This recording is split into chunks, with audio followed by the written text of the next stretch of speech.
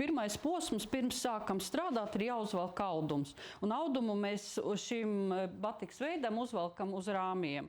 Un tad brīvi strādāsim ar rotu. Un pirms mēs sākam strādāt, mēs sagatavojam krāsvielu, un tātad šoreiz mēs sagatavosim melno tēju. Ieliekam pāris paciņus iekšā. Tā, un uzliejam ūdeni. Un tieši tāpat mēs sagatavojam kodinātājus. Atsevišķi mēs sagatavojam dzelzs sulfātu, jo dzelzs sulfāts dos mums tumšu krāsu melnu. Un pieliejam arī klāt mazliet tēju. Tā, un tad līdz ar to viņš uzreiz var redzēt, ka paliek melns, tumši pelēks.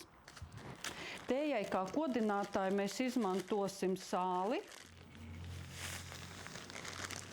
jo šoreiz mēs audumu nekarsēsim, mēs strādāsim ar augstu pigmentu.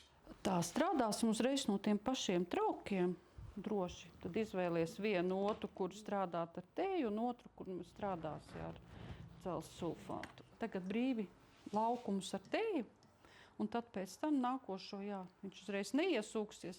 Vari pat visam nekrāsot pāri pa laukumiem, kaut kur tādiem traipiem. Jā.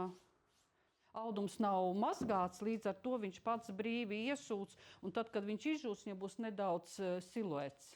Jo ilgāk pastāv krāsa, jo viņš paliek tumšāks.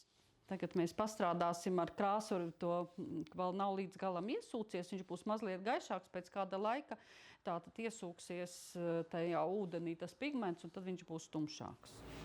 Un šai darbā, šai brīdī var ļoti labi redzēt, ko nozīmē kodinātais, kad ir tikai sāls, kas ir parastai melnai tējai, un ko dod, kad pieliek klāt kodinātāji. Cik ļoti mainās tumšuma pakāpe un pilnīgi cita nokrāsa, kaut gan ir tā pati tēja, pat ļoti vāja tēja. Un tagad gaidīsim, kad nožūs, un tad kāds būs rezultāts.